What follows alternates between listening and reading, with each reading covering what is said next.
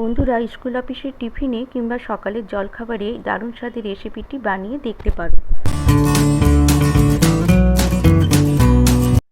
নমস্কার, প্রতিমা রান্নাঘরে আপনাদের সবাইকে অনেক অনেক স্বাগত।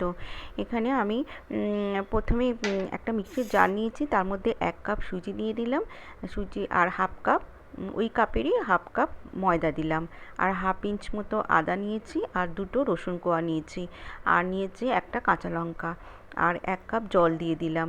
দিয়ে আমি পেস্ট বানিয়ে নেব, মিহি পেস্ট বানিয়ে নেব। খেতে খুবই সুন্দর হয় বন্ধুরা, একবার হলেও ট্রাই করে দেখতে পারো, বাচ্চা থেকে বড় সবাই খুব পছন্দ করবে। দেখো আমি পেস্ট বানিয়ে নিয়েছি, নিয়ে আমি একটা বোলের মধ্যে নিলাম, নিয়ে আমি মিক্সির জারে যেটুকু লেগেছিল পেস্ট সে জল দিয়ে ধুয়ে দিয়ে দিলাম, আরও 1 কাপ জল দিয়ে ধুয়ে দিয়ে দিলাম। দিয়ে এর মধ্যে আমি পেঁয়াজ আর ধনেপাতা কুচি দিয়ে দিলাম, আর অল্প একটু গাজর গ্রেট করে রেখেছি দিয়ে দিলাম। 1 টেবিল চামচ মতন আমি গাজর গ্রেট করে দিয়ে দিলাম। বন্ধুরা এর মধ্যে ক্যাপসিকাম কুচিও দিতে পারেন, কিংবা বাঁধাকপি কুচি দেওয়া যায়।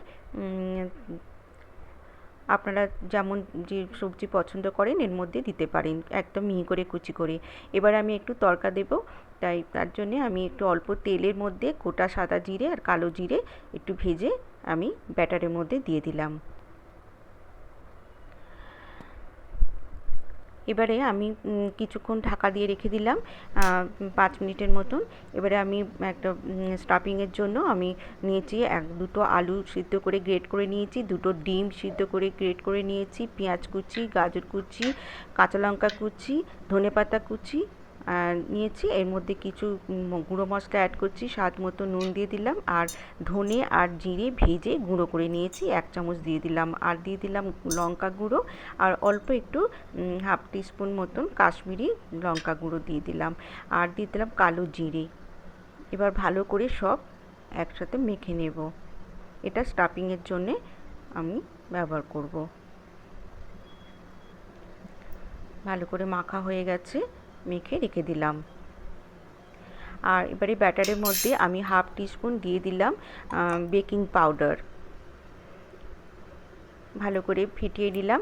একটা তাওয়া বসিয়ে দিয়েছি, ননস্টিক প্যান বসিয়ে দিয়েছি, দিয়ে তার মধ্যে অল্প একটু তেল দিয়ে ব্রাশ করে নিলাম। এবার আমি ব্যাটারটা দিয়ে দিলাম, 2 হাতার মতন ব্যাটার দিলাম, দিয়ে একটা স্পুন দিয়ে বা হাতা দিয়েও করতে পারো, একটা স্পুন দিয়ে স্প্রেড করে নিচ্ছি, চারিদিকে ছড়িয়ে নিচ্ছি। খেতে খুব সুন্দর হয়, রোজ রোজ রুটি পরোটা খেতে ভালো না লাগলে এইভাবে বানিয়ে নিতে পারো, ভীষণই সুন্দর খেতে লাগবে। কিংবা স্কুল অফিসের টিফিনেও এইভাবে বানিয়ে দিতে পারো, ভীষণই বাচ্চা থেকে বড় সবাই খুব ভালোবাসবে, খেতে পছন্দ করবে।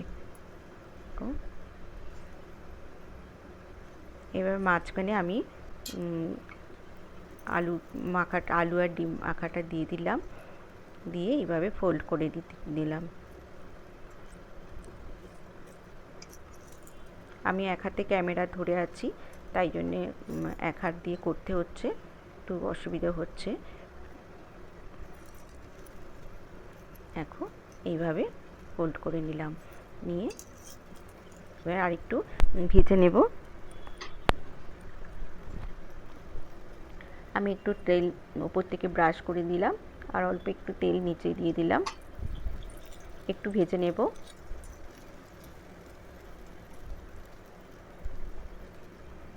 একটু ভেজে নিলে উপরটা বেশ মুচমুচে হবে, খেতেও ভালো লাগবে।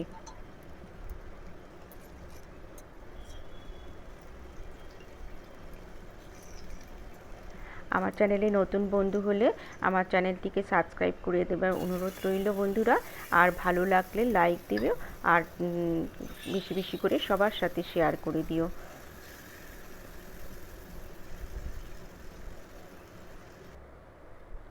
আর এটা তুলে নিলাম, আর একটা বানানোর জন্য আমি ব্যাটার দিয়ে দিলাম, দিয়ে দেখো এটাও হয়ে গেছে, উল্টে দিচ্ছি।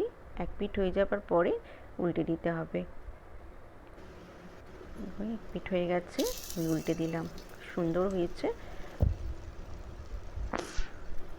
এই একই পদ্ধতিতে আমি এটাও বানিয়ে নেব।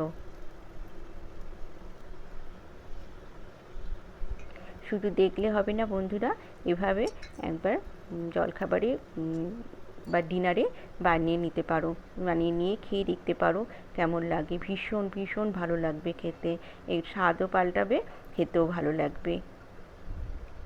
এই দারুণ স্বাদের রেসিপিটি একটা সার্ভিং বলে আমি সার্ভ করে দেখাচ্ছি। দেখো কত সুন্দর হয়েছে, খেতে হয়েছিল অসাধারণ। সবাই খুব ভালো থেকো, সুস্থ থেকো। আজকের মতন টাটা।